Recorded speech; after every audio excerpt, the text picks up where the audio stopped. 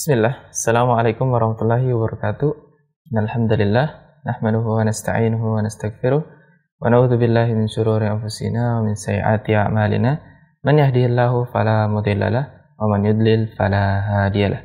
Asyhadu an la ilaha illallah wahdahu la syarikalah wa asyhadu anna Muhammadan abduhu wa rasuluhu la nabiyya ba'dah.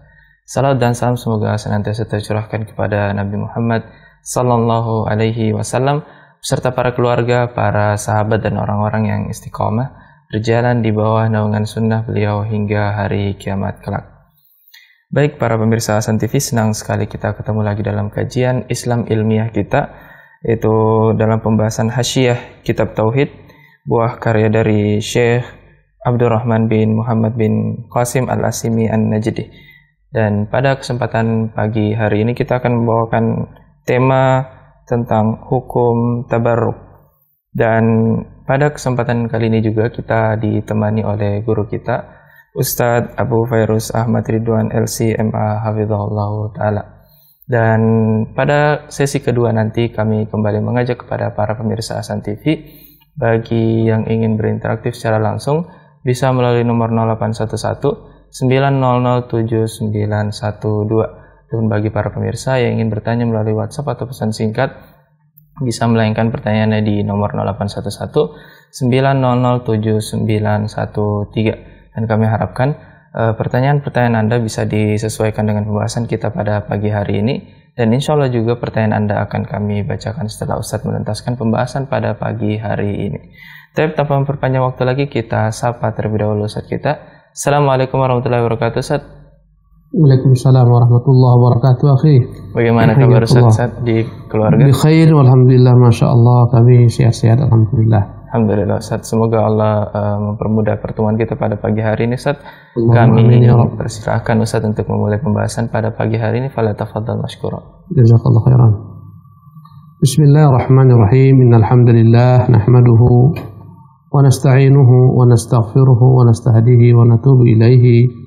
ونعوذ بالله من شرور أنفسنا ومن سيئات أعمالنا من يهده الله فلا مضل له ومن يضلله فلا هادي له أشهد أن لا إله إلا الله وحده لا شريك له وأشهد أن محمدا عبده ورسوله لا نبي بعده أما بعد رب اشرح لي صدري ويسر لي أمري واحلل عقدة من لساني يفقهوا قولي رب زدني علما وارزقني فهما وعملا متقبلا اللهم اغفر لنا waliwalidayna walimuallimina waliman ahsana ilaina.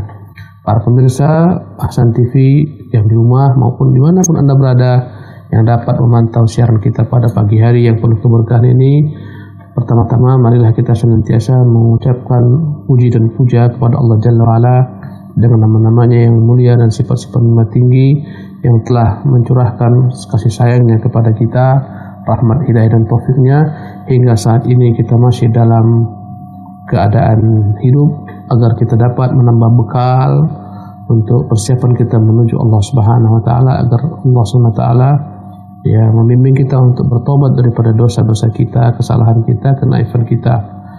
Pemirsa Hasan TV yang dimuliakan Allah Subhanahu wa taala, pagi hari ini topik kita akan adalah tentang tabarruk. Berkata Syekh Muhammad rahimahullah, babu man tabarraka bi syajaratin aw hajarin wa nahwihima. Judulnya adalah bab tentang hukum orang-orang yang mengambil berkah dari pohon, dari batu-batuan dan yang sejenisnya. Ya, berkata Syarih Syekh Abdurrahman, ay wa ma yushbihuhuma kabuqatin wa magharah. Ya, mengambil berkah dari berbagai macam hal-hal selain daripada kayu-kayuan, batu-batuan, kayu yang besar diagungkan, pohon-pohon yang lebar, batang yang kokoh atau batu-batu yang diagungkan, ataupun gua-gua, wazawiyatin, wa qabrin, ya tempat-tempat tertentu, sudut-sudut tertentu, kuburan-kuburan yang diagungkan, diambil berkah daripadanya, wa masyhad, wa makaman, wa mauti, wa athar, kadang-kadang bekas tapak kaki seorang yang pernah dianggap pernah berjalan di atasnya, ini bekas tapak kaki Nabi, ini bekas langkah-langkah wali, wa nahwi dzalik dan semacamnya. Bagaimana hukum orang-orang mengambil berkah dari tempat-tempat semacam ini, dari benda-benda semacam ini, mengambil keberkahan dari kayu, dari batu, dari gua, kuburan, pemakaman. Ya, jejak wali katanya di sini pernah lewat wali, di sini pernah tinggal nabi dan semacamnya. Apa hukumnya? Subhanallah. Ya. Dan kata-kata babu man tabarrak, man di sini bisa diartikan dalam bahasa Arab sebagai man syartiyah. Ya, berarti kalau mannya syartiyah, barang siapa yang mengambil berkah dengan pohon kayu, dengan bebatuan dan jenisnya, maka jawabannya ya, jawab syartiyah adalah ya faqad asyraka billah, berarti dia telah berbuat kesyirikan kepada Allah. Ya, karena dia meyakini benda-benda ini dapat mendatangkan baginya keberkahan, manfaat, menolak daripadanya mudarat.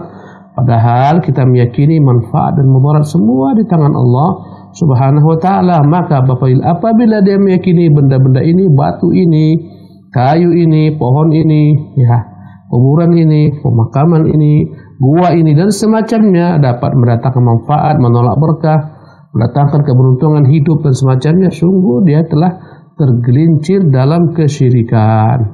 Karena kita meyakini bahwasanya an-nafi ad-dar Allah. Allah lah yang di tangannya segala urusan.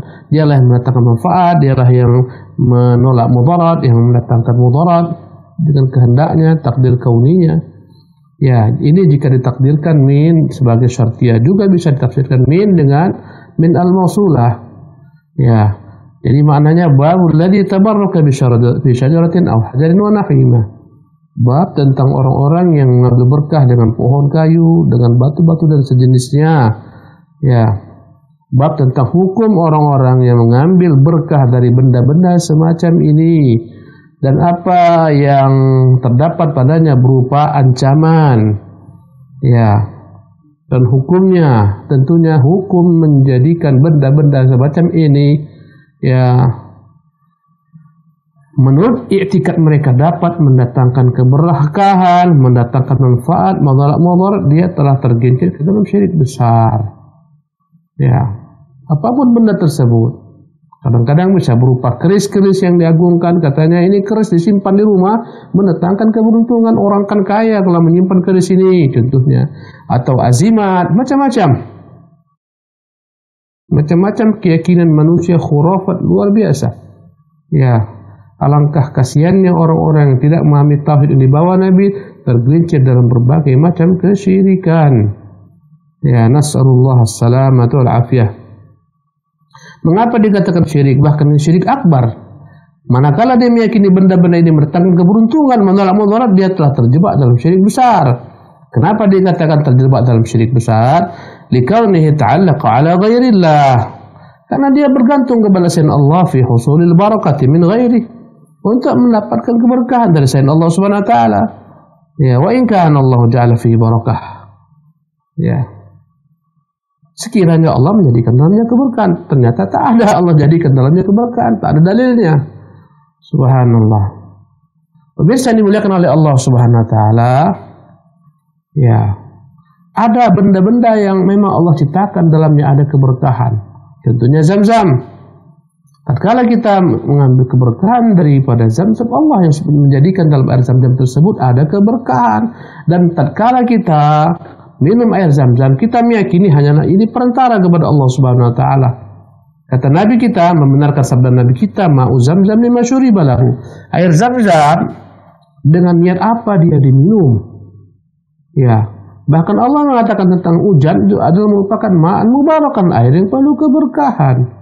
Subhanallah, berkah daripada Allah Subhanahu wa taala. Dan berkah dalam bahasa Arab ya adalah az-ziyadah wan nama, yang bertambah-tambah.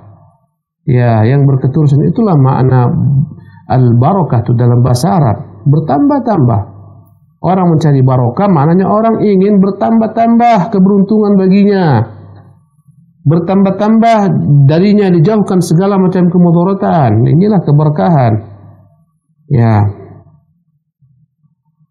Kata-kata tabarraka dalam bahasa Arab maknanya adalah tayamman wa faza minhu bil barakah.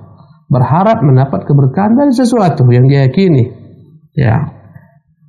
Jadi pada hakikatnya, ya, tidak boleh kita menjadikan benda-benda semacam ini seolah-olah dia itu sesuatu yang mendatangkan bagi kita keberuntungan, menolak daripada kita mudarat. Jika ini terjadi, terjebaklah kita ke dalam syirik besar. Karena itulah jika kita tafsirkan min dengan min syartiyah, maka judul ini berarti bab barang siapa yang mencari keberkahan dari pohon kayu, dari bebatuan dan semacamnya, maka sungguh dia telah tergelincir ke dalam kesyirikan.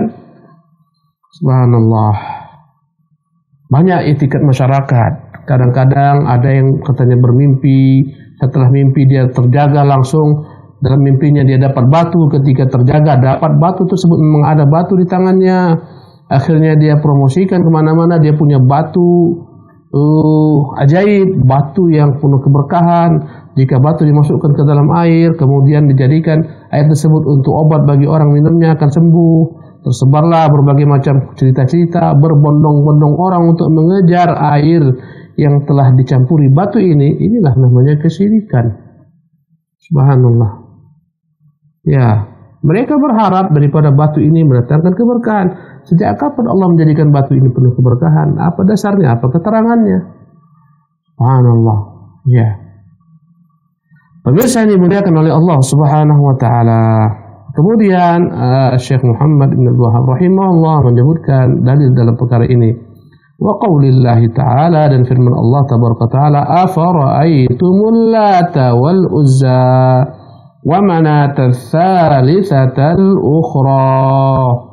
Ya, Allah berfirman dalam surah An-Najmi, afara'aytum, tidakkah kalian melihat wahai orang-orang Quraisy, wahai bangsa Arab yang dikirim kepada nabi kalian, Al-Lata wal Uzza, berhala Latta, berhala Uzza, wa Manata tsalitsatal ukhra, berhala Manat yang ketiga. Ya, hal nafa'at am darrat, apakah berhala-berhala ini bisa mendatangkan manfaat, bisakah dia mendatangkan mudarat?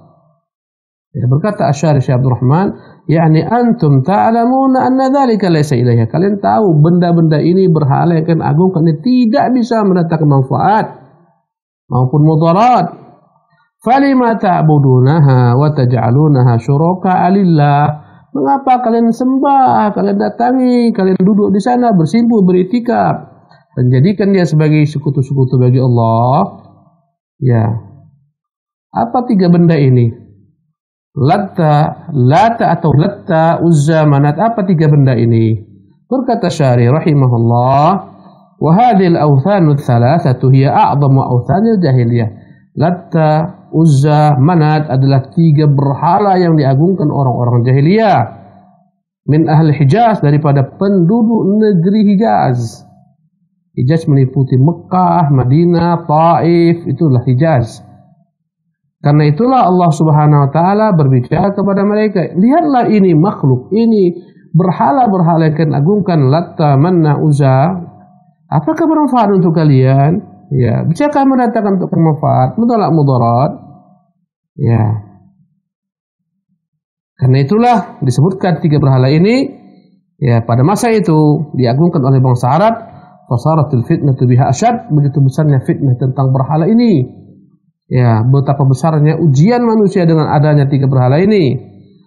Adapun Al-Lata atau Al-Latta, dua-duanya bisa dikatakan dengan tasydid. Al-Latta, afara'aitumul Latta, atau afara'aitumul Lata, bisa bitakhfif tanpa tasydid, dan bisa dengan tasydid. Ya, kata-kata Al-Lata atau Al-Latta. Adapun Al-Lata, ya, maka maknanya adalah sakhratun baydha'u manqushah.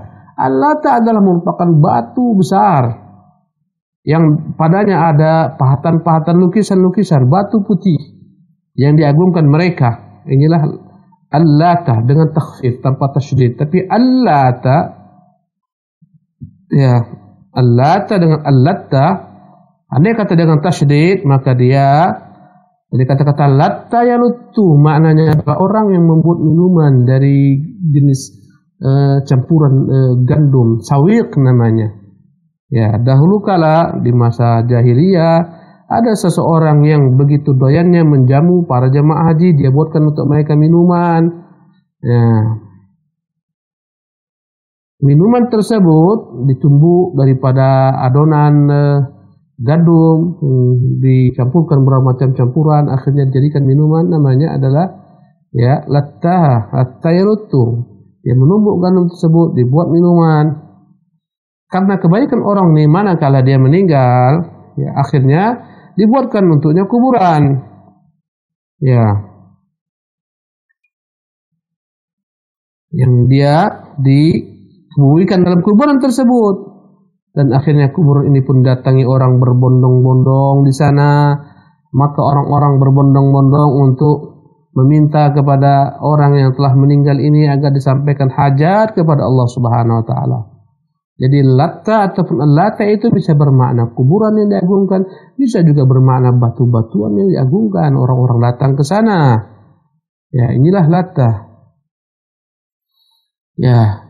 Dan Al-Lata ini adalah merupakan berhala yang sangat diagungkan oleh orang-orang Thaqif di Taif sana. Ya. Adapun yang kedua, berhala yang kedua, ya namanya Uzza.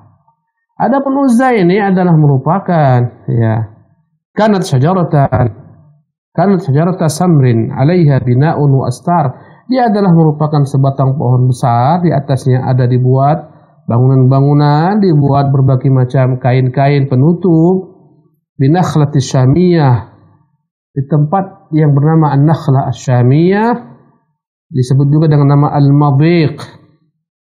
Tempatnya terdapat antara Makkah dan Taif. Uzza ini adalah berhala yang sangat diagungkan oleh suku Quraisy. Karena itulah dalam peperangan Uhud, tatkala kaum muslimin itu mereka menyelisihi perintah Nabi turun pasukan pemanah, akhirnya mereka dibantai oleh kaum musyrikin. Dengan bangganya berkata ketika Abu Sufyan sebelum masuk Islam, ketika akan meninggalkan medan peperangan, lana la uzza wa la uzza lakum. Kata Abu Sufyan radhiyallahu anhu sebelum dia masuk Islam, kami punya Uzza, kalian tak punya Uzza. Kata Rasulullah sambut Umar, kata Umar, kami punya Allah, kalian tak punya Allah. Subhanallah. Jadi ini Uzza adalah merupakan pohon. Di atasnya dibuat semacam rumah-rumah, diletakkan padanya kain-kain, diagungkan oleh bangsa Quraisy. Mengagungkan pohon. Itu namanya Uzza. Lata mengagungkan batu atau mengagungkan kuburan. Itulah tradisi jahiliyah. Mereka datang ke sana berbondong-bondong, berduyun-duyun, meminta hajat mereka kepada benda-benda semacam ini. Memberikan kepada juru-juru kuncinya berbagai macam sedekah, infak, uang. Ya. Jadi sudah kita jelaskan apa itu Latta, apa itu Uzza. Yang ketiga Manat. Ya. Adapun Manat, ya. Dan sebelum kita jelaskan yang ketiga tentang Manat ini, Uzza, tatkala Rasulullah sallallahu alaihi wasallam telah berhasil menaklukkan kota Makkah, Rasulullah perintahkan Khalid ya untuk datang ke tempat ini, Nakhlah Syamiyah Al-Madhiq, untuk yakni menghancurkan apa yang disembah oleh Quraisy dahulu, berhala Uzza. Ya. Maka berangkatlah Khalid bin Walid ke tempat tersebut, Nakhlah Syamiyah namanya atau Al-Madhiq. Setibanya di sana, dia potong kayu tersebut, dia hancurkan rumahnya, kemudian dia pulang ke rumah Rasul. Dia pulang kepada Rasulullah SAW. Kata Nabi, apa yang kau buat? Ya Rasulullah, sudah aku hancurkan pohon berhala tersebut dan apa yang di atasnya. Kata Nabi, irji' fa innaka lam tasna' syai'an. Kata Rasulullah kepada Khalid, hai Khalid, kau pulang kembali, engkau belum buat apa-apa. Bukan itu intinya Uzza yang disembah mereka. Maka Khalid seketika pulang kembali ke tempat tersebut, Nakhlah Syamiyah. Ya. Tatkala dia kembali ke sana, subhanallah, tiba-tiba dia lihat ada seorang perempuan telanjang. Ya, dengan rambut yang berserakan, menguraikan rambutnya. Ya, mengotori wajahnya dengan debu, mengerikan. Ternyata perempuan inilah Uzza yang disembah oleh mereka. Seketika Khalid bin Walid tebas dia jadi dua bagian. Maka berkata Rasulullah SAW ketika Khalid kembali, tilkal Uzza, itulah intinya Uzza. Subhanallah, ini disembah oleh mereka. Adapun yang ketiga, patung Manat. Manat adalah patung yang terdapat di Al-Mushallal namanya, di sisi Qudaid antara jalan dari Makkah menuju Madinah. Ya, dan Al-Manat ini adalah merupakan berhala yang diagungkan oleh penduduk Madinah, diagungkan oleh kaum suku Aus, suku Khazraj. Ya, demikian juga diagungkan oleh kabilah Ghatafan, suku besar Ghatafan. Ya, Khazraj, Aus, Khuza'ah, mereka mengagungkan patung yang bernama Uzza ini. Bahkan mereka itu kalau haji, mereka memulai haji mereka, memulai talbiyah mereka dari sisi Manat ini. Ya, maka Nabi SAW mengutus Ali setelah ditaklukkannya kota Makkah. Kata Rasulullah kepada Ali, hancurkan berhala Manat. Maka inilah 3 berhala yang diagungkan, dan sebenarnya banyak sekali berhala-berhala lain, tapi inilah yang terbesar, inilah yang diagungkan oleh orang-orang Jazirah. Karena itulah Allah Jalla wa'ala menyebutkan 3 nama berhala ini. Afara'aitumul Lata wal Uzza. Tidakkah kalian melihat dan berpikir dengan baik tentang apa yang kalian sembah berupa Lata, Uzza, Manat? Mampukah Tuhan-Tuhan ini memberikan manfaat untuk kalian? Mengapa kalian dikalahkan? Pada Fathu Makkah, kalah mereka semua. Mana Uzza yang membela mereka? Mana Manat? Bahkan Rasulullah suruh untuk menghancurkan semua Tuhan-Tuhan yang disembah ini. Ketika Khalid datang, ketakutan orang-orang. Mereka takut nanti datang musibah menimpa Khalid. Karena menghancurkan berhala mereka. Khalid tak peduli. Dia habisi semuanya. Subhanallah. Alangkah banyaknya orang-orang yang bermental seperti orang-orang jahiliyah dahulu. Takut dengan pohon kayu yang diagungkan, pohon kayu yang dibesarkan. Takut dengan batu-batu besar, kadang-kadang ada keanehan sedikit. Dalam batu itu ada air. Maka muncullah berbagai macam khurafat. Air ini air yang penuh keberkahan dan semacamnya. Ya, datang ke kuburan-kuburan yang dikeramatkan, takut ke sana.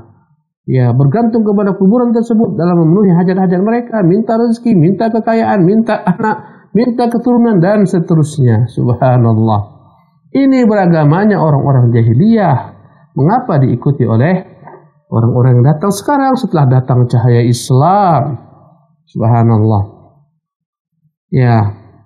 Dan adapun ayat tersebut disebutkan oleh Syekh Muhammad rahimahullah, kata Syarih, adapun relevansi antara ayat dengan bab barang siapa yang mengambil berkah dengan kayu-kayu, dengan batu-batu dan semacamnya, bahwasanya orang-orang musyrikin yang menyembah batu-batu ini, kayu-kayu ini, kuburan ini, subhanallah. Karena mereka telah memalingkan hati mereka kepada benda-benda ini, semoga menurut mereka benda-benda ini bisa mendatangkan untuk mereka keberkahan dalam hidup, atau menolak daripada mereka kemudaratan, bahaya. Jadilah benda-benda ini menjadi tuhan-tuhan, berhala-berhala yang dipuja dari selain Allah Subhanahu wa taala. Ya, maka yang terdapat dalam ayat ini, sebagian orang mengambil berkah dari kuburan orang-orang saleh, sebagaimana kuburan Al-Lata yang tadi kita sebutkan, orang baik yang selalu menjamu jemaah haji dengan minuman. Dia meninggal, kuburannya disembah. Ada yang menyembah kayu-kayu, sebagaimana kita ceritakan tentang Uzza, berhala yang diagungkan oleh kaum Quraisy. Ya, atau batu-batu, sebagaimana definisi Al-Lata, di antaranya ada batu-batu yang putih warnanya, dituliskan padanya berbagai macam ukiran. Ya, dan berhala sebagaimana Manat. Subhanallah. Bahwasanya apa yang diperbuat oleh orang-orang yang menjadikan benda-benda ini seolah-olah dapat mendatangkan keberkahan, sama dengan apa-apa yang diperbuat oleh kaum musyrikin terdahulu dengan berhala-berhala mereka. Barang siapa yang meniru cara beragama kaum musyrikin, ya, berarti mereka telah mengikuti agama mereka. Mereka telah terjebak dalam kesyirikan. Ya, subhanallah. Ini yang kita perlu garis bawahi. Masih ada tradisi-tradisi semacam ini.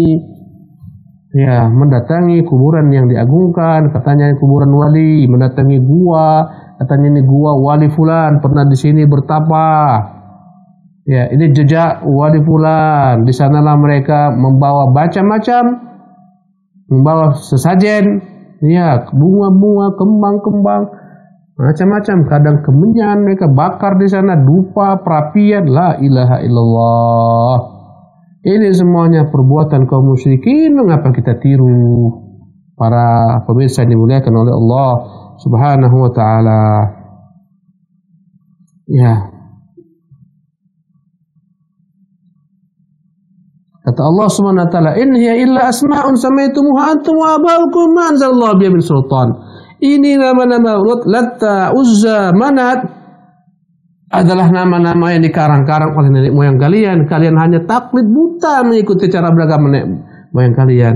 Ma anzalallahu biha min sultan, tidak pernah Allah jadikan benda-benda ini dapat mendatangkan manfaat atau menolak mudarat.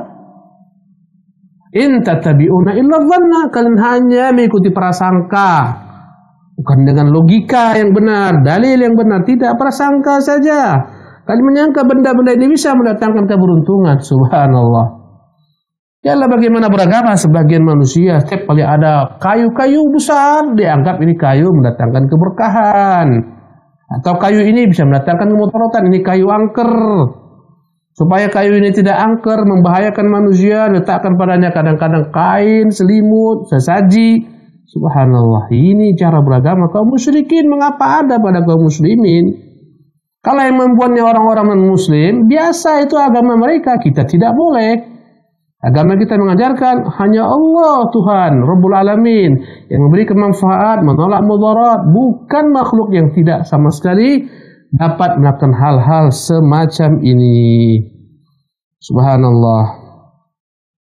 In tattabi'una illa dhanna wa ma tahwal anfus. Yang kalian ikuti hanya prasangka dan apa yang digandrungi oleh jiwa-jiwa kalian. Keinginan jiwa semata, hasrat, keinginan hati, bukan wahyu. Subhanallah, rusaklah cara berpikiran kalian, rusak cara beragama kalian, rusak amal ibadah kalian. Subhanallah. Ya. Pemirsa yang dimuliakan oleh Allah Subhanahu wa taala, berkata Syekh Muhammad bin Wahab rahimahullah menyebutkan dalil daripada hadis, tadi dalil daripada Quran tentang rusaknya cara beragama kaum musyrikin yang menjadikan Latta, Uzza, Manat sebagai tuhan-tuhan, yang mana ketiga berhala ini adalah merupakan cerminan daripada apa yang mereka agungkan, baik berupa pohon kayu, bebatuan, kuburan orang saleh, berhala, semuanya rusak. Sekarang Syekh Muhammad mendatangkan dalil lain dari perkataan Nabi yang mulia sallallahu alaihi wasallam.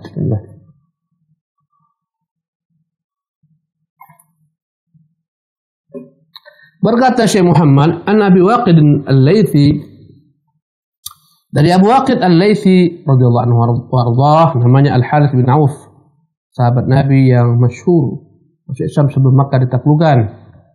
Ya. Qala, berkata Abu Waqid al-Laythi, kharajna ma'a Rasulillah sallallahu alaihi wasallam ila Hunain. Kami pernah keluar mengiringi Nabi sallallahu alaihi wasallam ya setelah Makkah ditaklukkan, memerangi kaum Tsaqif. Kami pun melewati lembah yang namanya Lembah Hunain. Ya, Lembah Hunain. Wa nahnu hudatsa'u ahdin bi kufrin, kala itu kami baru memeluk Islam, masih dekat dengan masa kekafiran. Tentunya orang baru masuk Islam masih nempel dalam diri mereka agama, keyakinan agama yang lama karena baru memeluk Islam. Nah, jumlah mereka kala itu ada 12.000 orang. 10.000 dari sahabat yang datang bersama Nabi dari kota Madinah, 2.000 adalah orang-orang yang baru masuk Islam dari penduduk Mekah. Jumlahnya 12.000 orang. Mereka keluar ingin memerangi kaum Tsaqif yang berjanji akan memerangi Nabi SAW. Ketika mereka tiba di Lembah Hunain, subhanallah, musuh-musuh mereka pun menyerang. Karena itulah disebut dengan nama perang Hunain. Jumlah mereka banyak. Ketika mereka menuju Hunain, walil musyrikina sidratun ya'kufuna indaha. Ketika mereka berjalan menuju Hunain, ternyata mereka melewati pohon kayu yang besar, namanya pohon sidir. Pohon sidir ini adalah pohon yang diyakini oleh kaum musyrikin, pohon yang mendatangkan keberkahan. Sementara sebagian daripada sahabat Nabi ini yang baru memeluk Islam masih menempel padanya keyakinan jahiliyah. Mereka terkenang dahulu kala mereka sebelum Islam, mereka juga selalu datang ke pohon-pohon kayu besar. menganggap pohon itu bisa memberikan keberkahan. Mereka i'tikaf di sana, mereka gantungkan di sana pedang-pedang mereka, tombak mereka, mereka harapkan keberkahan supaya menang ketika perang. Ya. Namanya pohon Zatu Anwat. Disebut dengan Zatu Anwat karena banyaknya orang menggantungkan senjata-senjatanya di sana. Kata-kata Anwat dan Nautun artinya mu'allaq yang tergantung. Pohon yang tempat menggantungkan padanya berbagai senjata. Walil musyrikin sidratun yakufuna indaha. Sementara kaum musyrikin senantiasa mereka beriktikaf di pohon kayu besar tersebut yang mereka lewati. Wa yanutuna biha aslihatahum. Sementara kaum musyrikin selalu menggantungkan di pohon tersebut pedang-pedang mereka. Yuqalu laha dhatu anwatin. Orang-orang menyebutnya pohon dhatu anwat. Kata Abu Waqid, famararna bisidrah. Kami pun melewati pohon tersebut.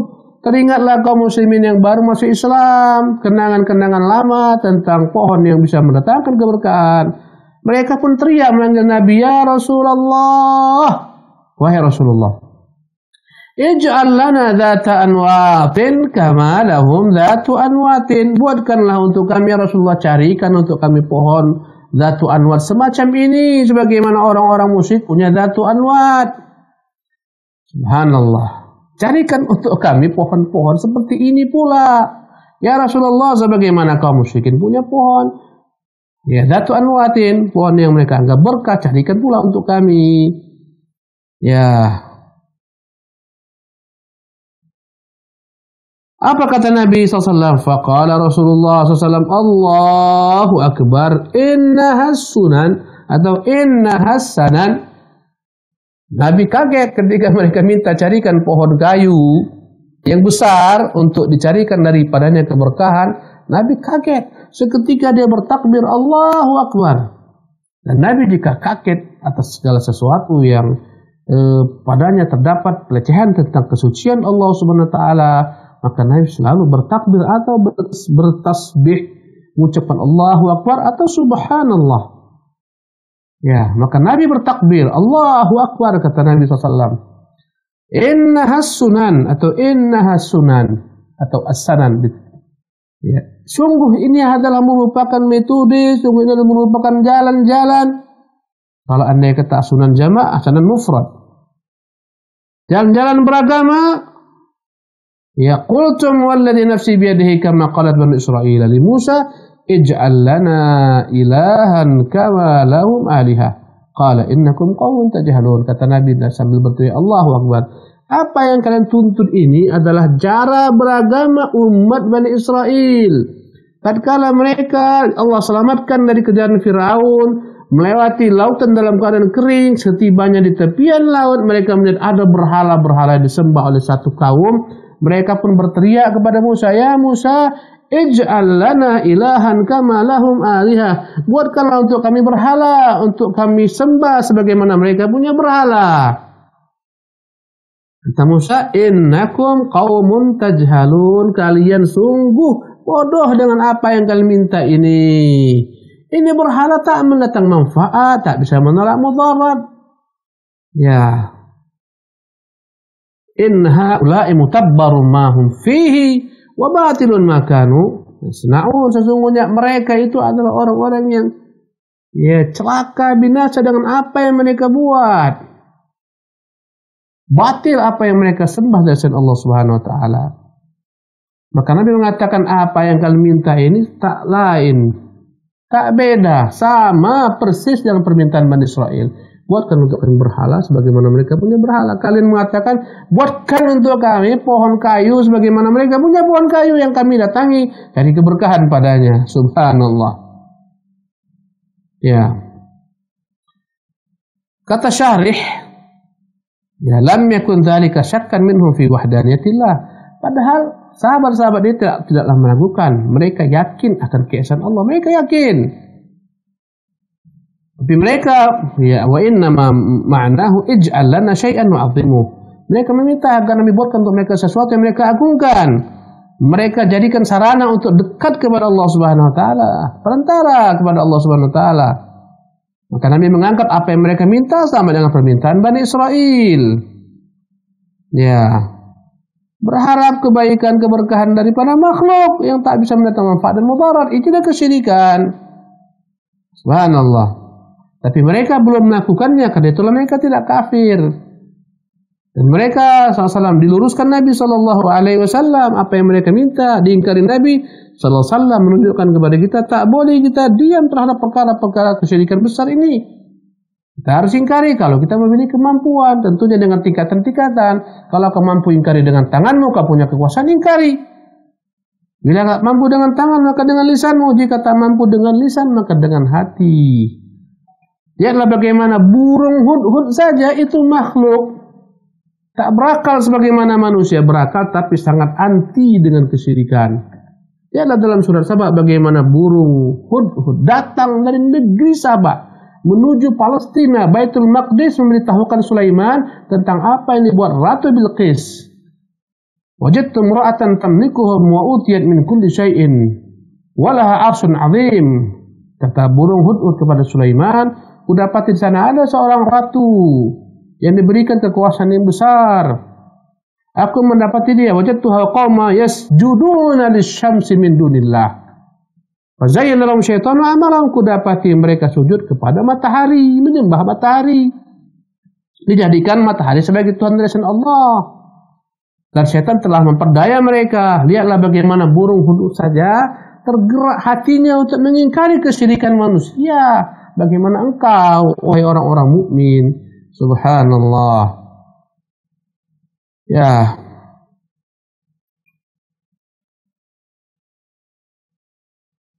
Maka Nabi bersumpah sallallahu alaihi wasallam bahwasanya apa yang mereka minta ini salah, tak boleh. Ini sama dengan permintaan Bani Israel. Ya. Maka ini yang terjadi.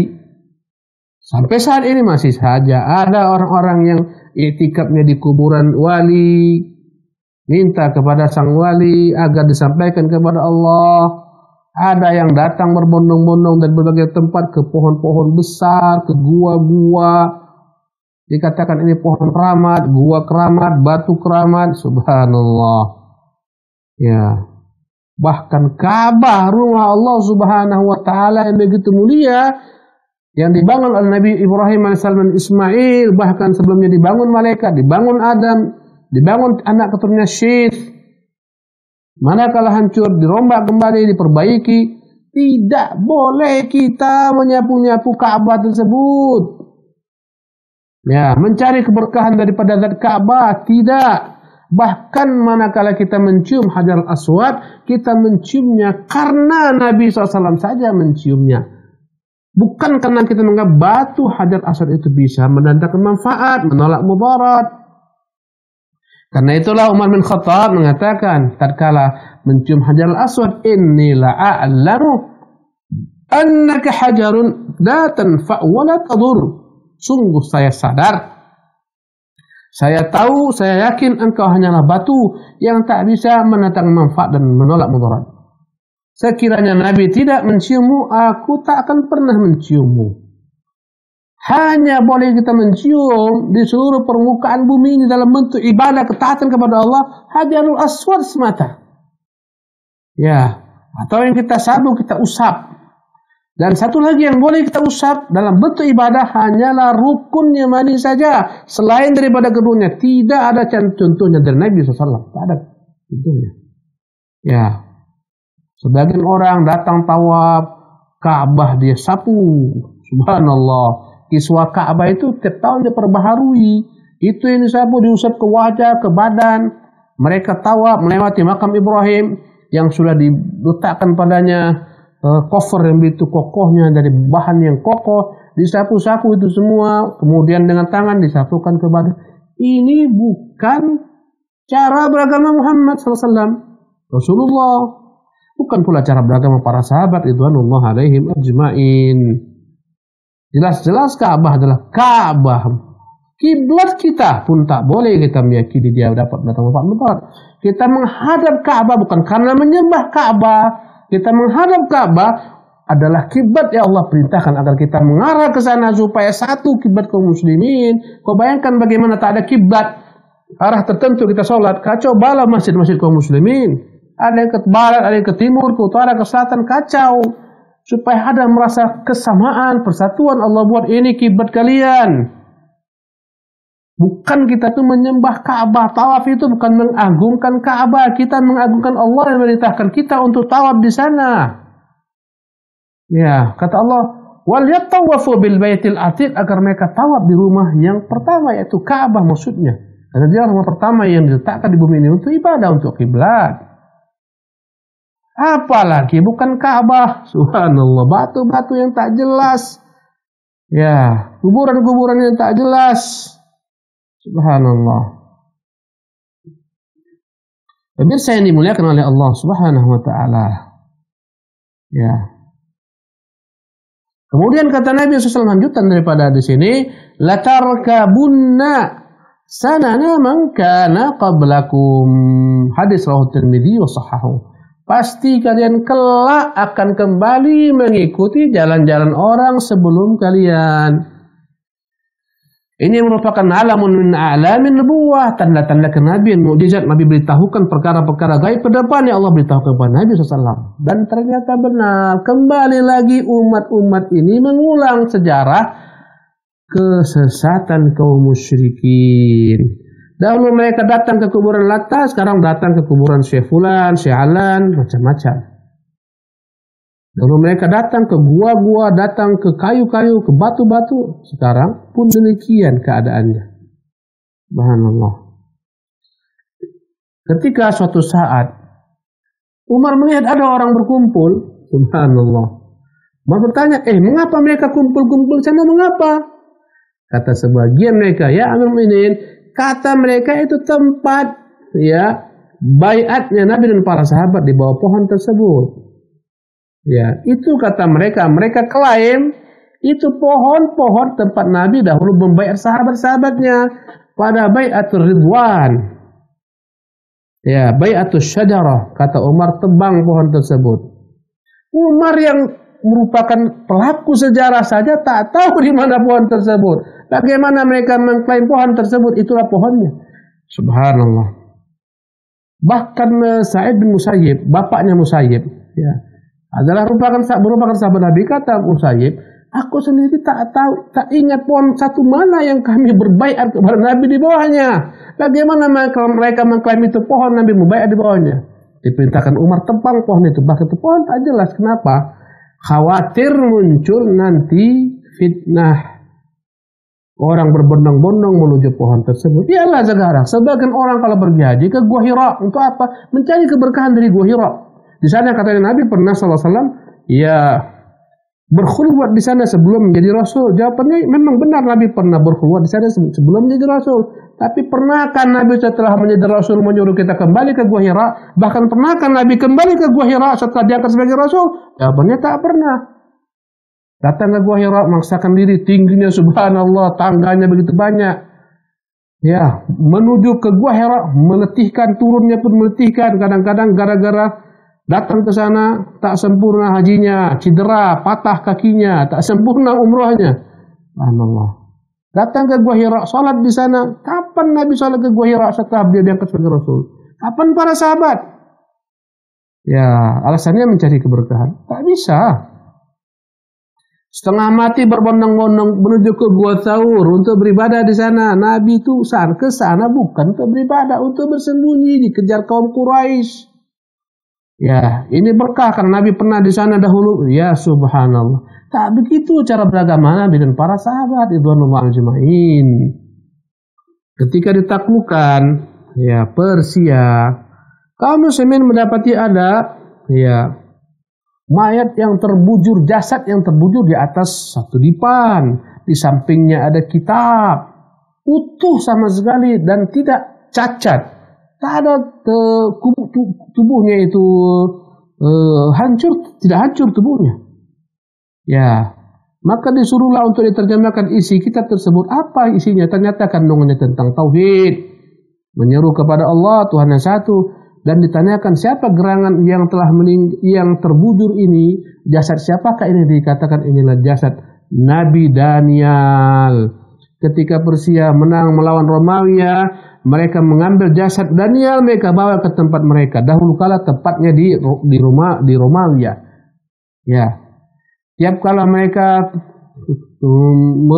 merasakan kekeringan yang panjang, mereka keluarkan jasad Nabi Daniel. Allah turunkan dengan surat tersebut hujan. Maka ketika Islam menaklukkan negeri Persia, Umar perintahkan agar jenazah ini dikuburkan di tempat yang tidak diketahui manusia. Disuruh Umar buat banyak-banyak kuburan, kuburkan di satu tempat, daripada kuburan tersebut kemudian timbun. Supaya apa? Tidak menjadi fitnah. Itu kuburan, benar-benar kuburan Nabi Daniel. Subhanallah. Nabi akan menjadi fitnah. Subhanallah. Karena itulah alhamdulillah kuburan Nabi kita terjaga. Ada selalu orang-orang menjaga sekitarnya agar jangan orang mengusap-ngusap kubur tersebut, mencari keberkahan daripada apa yang ada di sana. Dilarang. Alhamdulillahirabbil alamin. Pemirsa ini muliakan oleh Allah Subhanahu wa taala, maka terjadilah apa dikatakan Nabi sallallahu alaihi wasallam secara perlahan, tapi pasti umat ini mengikuti cara beragama umat-umat sebelum kita pula. Dahulu kala mereka mengagungkan kuburan, dibuat padanya rumah ibadah, dibuat pula oleh kaum muslimin. Wallahu musta'an wa alaihi tuklan, la haula wala quwwata illa billah. Demikianlah kajian kita pada pagi hari ini, semoga bermanfaat. Kita padakan sampai di sini, kita kembalikan kepada pembawa acara kita. Tafadhal akhi Dzul Fikri, barakallahu fik. Barakallahu fik. Jazakallahu khair pada Ustadz atas ilmunya, mudah-mudahan Allah selalu memberikan kesehatan dan kebaikan lainnya kepada Ustadz, dan mudah-mudahan apa yang sudah kita dengarkan bersama-sama bisa menjadi catatan-catatan pahala di sisi Allah Subhanahu wa taala. Baik para pemirsa Ahsan TV, itulah tadi pembahasan kita, pembahasan Hasyiah kitab Tauhid dengan tema hukum tabarruk.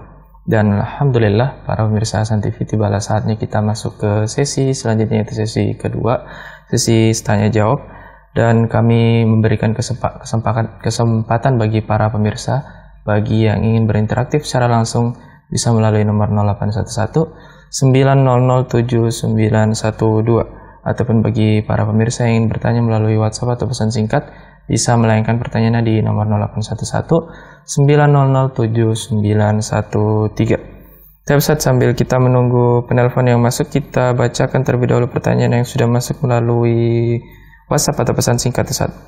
Pertanyaan pertama Ustaz. Assalamualaikum warahmatullahi wabarakatuh Ustaz. Ana hamba Allah di Aceh Tengah. Ustaz, bagaimana cara menghancurkan jimat yang ditaruh dukun di atas pintu agar rumah tidak dimasuki wanita-wanita penyihir katanya? Jazakallahu khairan Ustaz. Bismillah, alhamdulillah, wassalatu wassalamu ala rasulillah, haula wala quwwata illa billah. Bila engkau telah belajar akidah yang benar, maka tak guna lagi bergantung dengan jimat, meyakini jimat. Jika engkau khawatir, ya ini jimat ada apa-apanya, mendatangkan mudarat, ya mungkin disupport oleh jin, maka ketika engkau menghancurkannya, kau baca bismillah, atau kau baca al-fatihah, kau baca kursi, dibakar, dihancurkan, turunkan dia. Ya, ini semua ma'anzalallahu bihi min sultan, tak pernah Allah jadikan sarana untuk mendatangkan keberkahan. Ya, bisa dibakar, bisa dipotong-potong, ya dihancurkan. Ya, insya Allah ini tak akan berbahaya bagimu. Ya, baca bismillah, potong-potong, bakar, selesai insya Allah tabaraka taala. Naam. Baik, jazakumullah khair pada Ustaz atas jawabannya, mudah-mudahan bisa dipahami bagi yang bertanya. Baik Ustaz, kita lanjut ke pertanyaan selanjutnya Ustaz.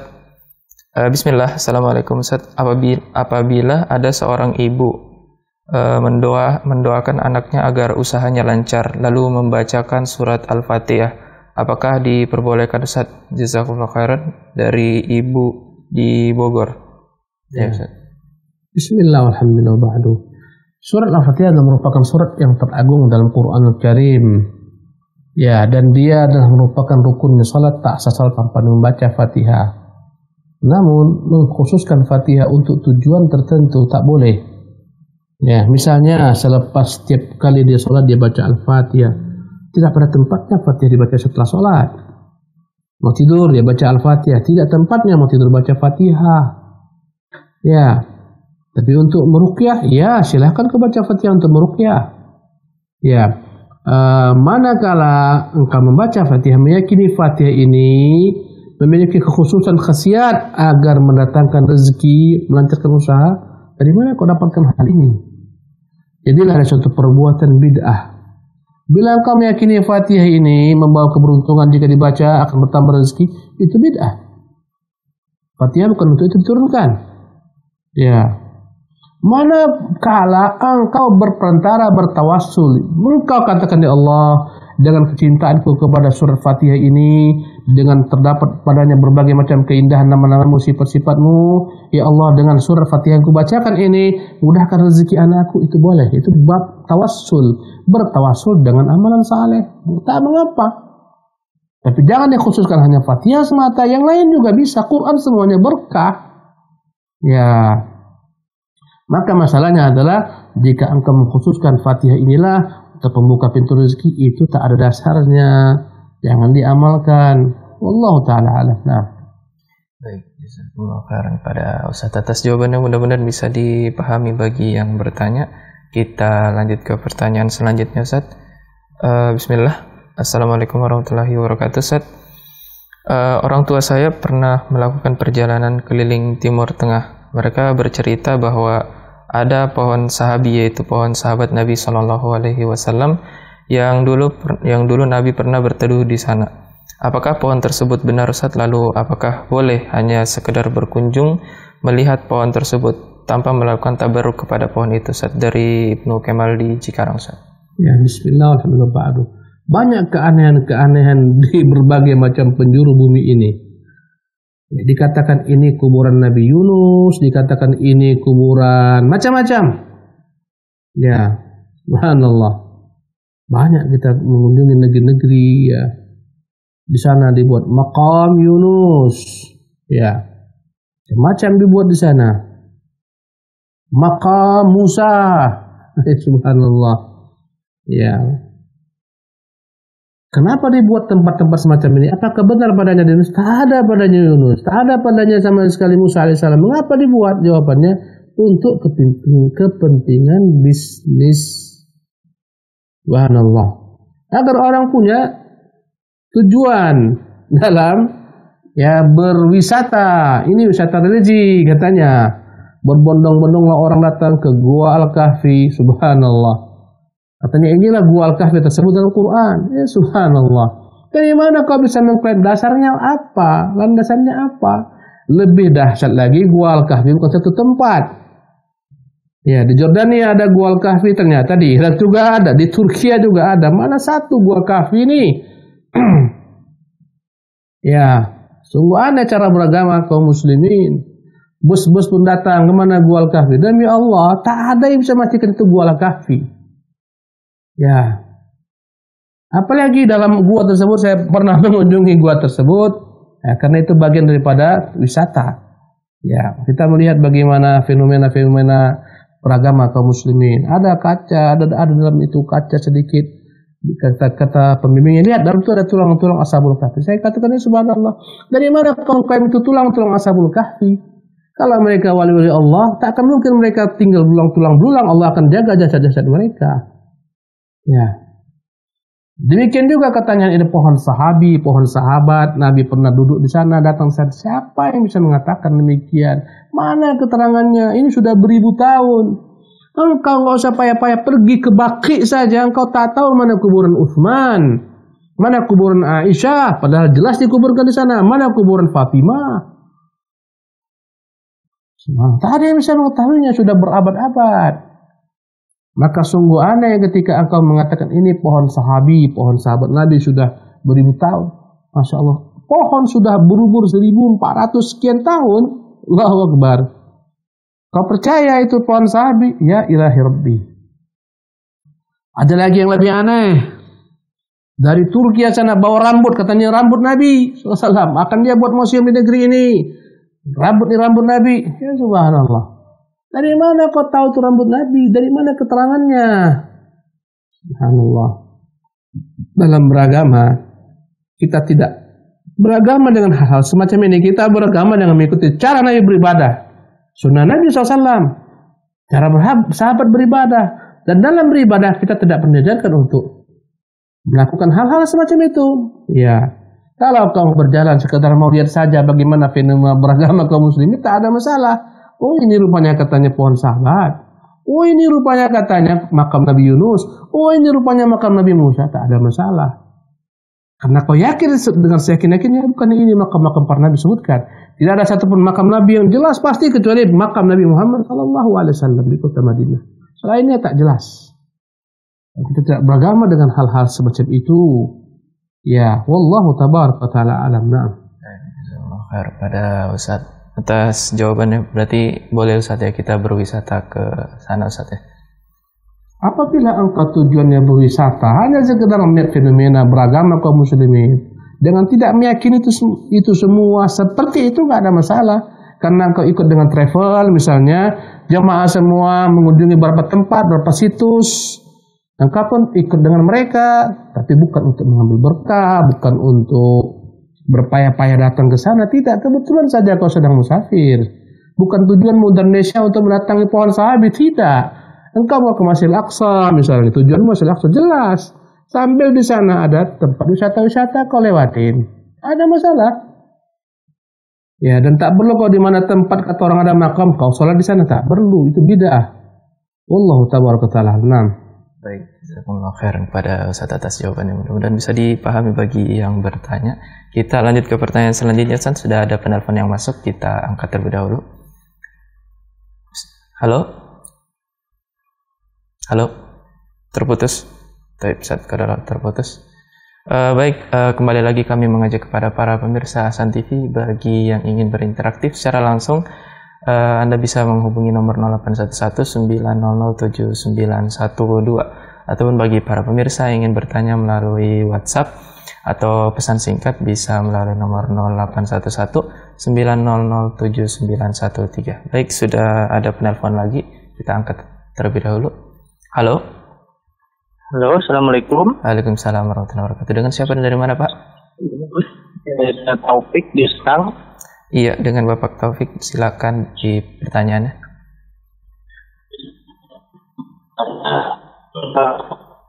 Mana bahayanya?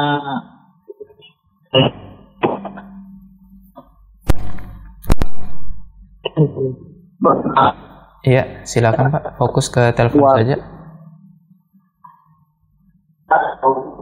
Yang terpapar pemikiran apa seperti itu.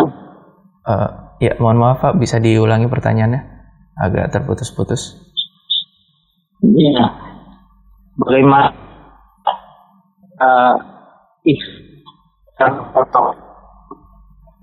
seperti HTI dan semisalnya begitu. Apakah istri bisa diceraikan begitu? Mohon diulang Pak, bisa pertanyaan diulang lagi? Terputus-putus. Ya. Udah cukup jelas. Halo? Ya, halo. Ya, silakan. Ya, ini mau bertanya bagaimana hukumnya ada keluarga yang pemikiran salah gitu.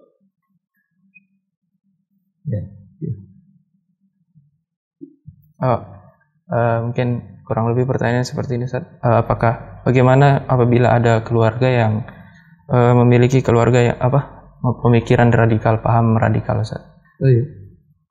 Bismillah, alhamdulillah, wassalatu wassalamu ala Rasulillah, la haula wala quwwata illa billah. Bagaimana jika kita punya keluarga, apakah istri, anak, apakah tetangga, kerabat, terjebak dalam paham-paham radikal, mengkafirkan kaum muslimin, misalnya menghalalkan darah kaum muslimin, ingin memberontak kepada pemimpin-pemimpin di negeri-negeri kaum muslimin misalnya. Apa sikap kita? Sikap kita tentu adalah menasihatinya dengan cara yang terbaik, dengan cara yang paling bijak. Ya.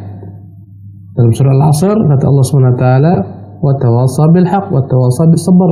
Setelah Allah menyebutkan orang-orang yang tidak merugi karena beriman, beramal saleh, yang ketiga adalah mereka saling menasihati satu sama lain agar manusia itu meniti jalan yang benar, agar mereka bersabar menghadapi segala sesuatu dalam tantangan ketika berdakwah, ketika menimba ilmu, ketika mengamalkan ilmu.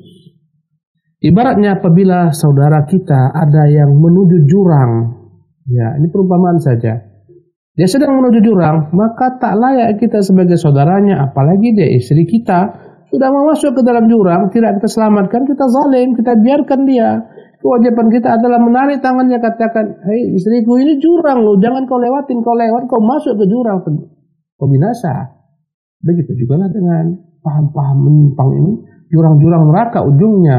Manakala kau melihat ada keluargamu ingin menuju jurang neraka, kewajibanmu menyelamatkan. Istrimu ternyata terjebak dengan paham-paham yang semacam ini, kau sadarkan dengan cara yang bijak, hikmah, datangkan dalil-dalil, yakinkan, pastikan, dan seterusnya. Kau terlebih dahulu berusaha untuk membenarkannya, meluruskannya. Apabila semua cara sudah kau tempuh, doa pun sudah, nasihat, udah masa yang panjang kau berikan tempuh, tak merubah orang tersebut, kau khawatir terpengaruh nanti anakmu dan semacamnya, keluargamu dan pemikiran ini, kau menganggap harus berpisah, tak mengapa. Tak mampu lagi jalan bersama, dia tetap menuju ke neraka jahanam dan billah dengan cara beragamanya, tak mengapa kau ceraikan. Tapi setelah menyampaikan nasihat terlebih dahulu, ya, nasihat yang baik, nasihat yang bijak, mendatangkan hujah dan seterusnya. Bukan langsung kita berpisah. Wallahu taala a'lam. Jazakumullah khairan kepada Ustaz atas jawabannya, mudah-mudahan bisa bermanfaat bagi Bapak yang bertanya. Baik, saat kita lanjut ke pertanyaan selanjutnya, sudah ada penelpon yang masuk lagi. Kita angkat terlebih dahulu. Halo. Halo. Iya, halo. Dengan siapa, dari mana, Bu? Dari hamba Allah Padang Sidempuan Sumut, Sumatera Utara. Iya, baik, dipersilakan, Bu. Iya. Assalamualaikum Ustaz. Waalaikumsalam warahmatullahi. Izin bertanya Ustaz. Silakan. Saya mau nanya tentang sholat tasbih Ustaz. Apakah ada apanya, sunnahnya, atau bagaimana cara kalau memang ada sunnahnya, gimana cara mengerjakannya Ustaz? Ya. Yang kedua, kalau kita berinfak Ustaz atas nama orang tua yang telah meninggal terus-terusan selama kita hidup. Jadi saya mikir, apakah ini ada apanya, bisa kita kebagian atau harus kita bikin lain atas nama kita sendiri. Begitu Ustaz. Saya mohon penjelasannya. Assalamualaikum warahmatullahi wabarakatuh. Bismillah, alhamdulillah, wassalatu wassalamu ala rasulillah, la hawla wa la quwata illa billah. Ibu yang dari Padang Sidempuan, dari Sumatera Utara, barakallahu fiik. Semoga Allah memberkahi ibu yang bertanya tentang salat tasbih. Apakah ada yang namanya salat tasbih? Ya. Maka kita katakan salat tasbih adalah merupakan salat yang diposisikan keberadaannya menurut para ulama. Ya. Hal ini terjadi karena berselisihnya mereka menghukumi tentang hadis yang menjelaskan tentang salat tasbih tersebut. Ya. Sebagian ulama melemahkan hadis tersebut. Kata mereka ini hadis aneh. Mengapa ada cara salat seperti ini? Ya, ada yang mengatakan 2 rakaat, yang mengatakan 4 rakaat. Setelah membaca Fatihah, membaca surat, kita disuruh membaca tasbih. Ya. Ya. Ketika berdiri 15 kali, ketika rukuk 10 kali, tidak, semua harus ada tasbih. Ya. Karena itulah sebagian ulama mengatakan ini aneh salatnya, berbeda dengan semua salat. Ya. Karena itulah kata mereka ini hadis tak sahih. Ketika mereka mengatakan hadis ini tak sahih, maka tidak perlu diamalkan. Ya. Kata mereka ini hadis sangat aneh, ganjil sekali. Mungkar hadis ini, menyelisih ya bagaimana kaifiyah salat dalam hadis-hadis yang banyak, ada bentuk salat semacam ini. Ya. Salatnya Nabi SAW sepanjang siang dan malam itu semuanya ada keterangannya. Tapi salat Nabi tasbih tak ada keterangan dari Nabi SAW. Ya. Oleh karena itulah ulama pun berselisih dalam perkara ini. Ya, dan pendapat yang kita pilih wallahu tabaraka ta'ala salat tasbih ini tak ada. Hadisnya lemah, bermasalah. Oleh karena itu Wallahu ta'ala alam, sebaiknya tidak dikerjakan. Namun ketika ada orang-orang yang mengerjakannya, maka kita katakan ini perkara-perkara khilafiyah. Kalau dia perkara khilafiyah, kita harus berlapang dada, bertoleransi. Maka kita mengatakan yang buatlah. Ya. Tapi aku tak buat karena hadis yang menurutku tidak sahih, tidak hadis yang dhaif, bahkan sebagian menyebut hadis itu maudhu. Hadis tersebut dipalsukan. Ya. Oleh karena itulah kita tetap toleransi kepada mereka. Apalagi mereka mengerjakannya dengan cara berjamaah, mana panduannya? Bahkan tak ada panduan tentang kaifiyat salat tasbih sebagaimana yang dibuat oleh manusia. Ya. Oleh karena itu ini yang kita pilih, tidak ada salat tasbih. Kalau andai kata ada yang mengerjakannya, silahkan, enggak ada masalah. Ini masalah khilafiyah karena berbeda ulama dalam menyikapi hadisnya, tapi pandangan yang kita pilih tidak ada salat tasbih. Wallahu tabaraka ta'ala alam. Kemudian apabila kita bersedekah niatnya untuk orang tua, ya terus menerus untuk orang tua, apakah kita juga akan dapat bagian daripada sedekah? Jawabannya iya. Bila kita bersedekah niatkan untuk orang tua, kita akan dapat bagian. Ya, kenapa? Karena orang yang menjadi sarana terwujudnya kebaikan akan dapat ganjaran pahala. Kata Nabi, adalu al khairi kafaili, orang yang menunjukkan satu jalan kebaikan, ya sehingga dibuat oleh orang lain, dia akan dapat pahala. Ketika kita menjadi perantara dengan jalan kita inilah sampai pahala ke orang tua kita, insya Allah kita juga dapat pahala. Malah kalau kita mengajarkan orang tua kita yang telah meninggal, kita pernah haji, kita juga akan dapat pahala insya Allah taala. Jadi ibu tidak usah khawatir, tetap dapat ganjaran pahala. Bahkan sekiranya ibu berbuat kebaikan pun, berinfak, bersedekah, mengajarkan ilmu dan seterusnya, menyambung silaturahmi, semua ini ibu dapatkan daripada pengajaran orang tua, mereka yang mengajari kita, mereka yang masuk kita ke pesantren, mereka yang memberi dana kita untuk sekolah. Maka apapun kebaikan yang kita perbuat, orang tua kita akan dapat pahalanya, karena mereka lah perantara terwujudnya semua ini. Walaupun tak kita pasang niat untuk orang tua, akan sampai pahala ke mereka. Ibu mengajarkan anak-anak misalnya Al-Quran, mengajarkan anak-anak macam-macam. Ini ibu dapatkan daripada orang tua yang dahulu menyekolahkan ibu di pesantren misalnya, dengan biaya dia. Akhirnya ibu bisa menjadi guru. Orang tua kita akan dapat pahala. Walaupun tidak kita niatkan untuk memberikan pahala ke orang tua kita, insya Allah akan dapat pahalanya. Ya, wallahu tabaraka wa ta'ala alam. Naam. Jazakumullah khairan pada Ustaz atas jawabannya, mudah-mudahan bisa dipahami bagi yang bertanya. Ustaz, itulah tadi pertanyaan terakhir Ustaz di kesempatan kita pada pagi hari ini Ustaz. Dan tak terasa kita sudah di penghujung acara Ustaz, tapi sebelum kita menutup mungkin ada beberapa iktitam dari Ustaz. Ya. Bismillah, alhamdulillah, ba'du. Sebagai penutup kajian ini, saya ingatkan diri saya dan kaum muslimin, hendaklah kita senantiasa belajar akidah yang benar, akidah yang dibawa Nabi kita yang mulia SAW, dan jangan ikut-ikutan sebelum tahu dalilnya.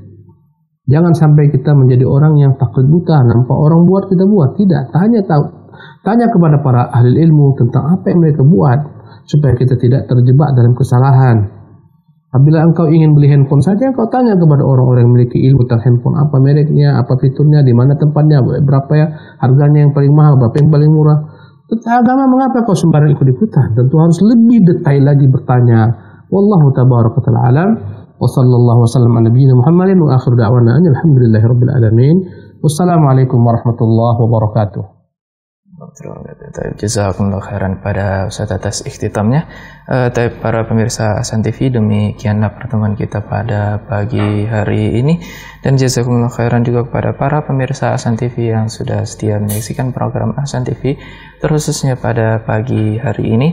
Dan insya Allah kita akan ketemu lagi pada pertemuan selanjutnya, yaitu pada pekan selanjutnya pada hari Senin pukul 7 waktu Indonesia Barat. Dan terakhir, kami selaku kru yang bertugas mohon maaf apabila ada kesalahan selama program ini berlangsung. Dan kita tutup pertemuan pada pagi hari ini dengan kafaratul majelis. Subhanakallahumma bihamdik, asyhadu an la ilaha illa anta astaghfiruka wa atubu ilaik. Assalamualaikum warahmatullahi wabarakatuh.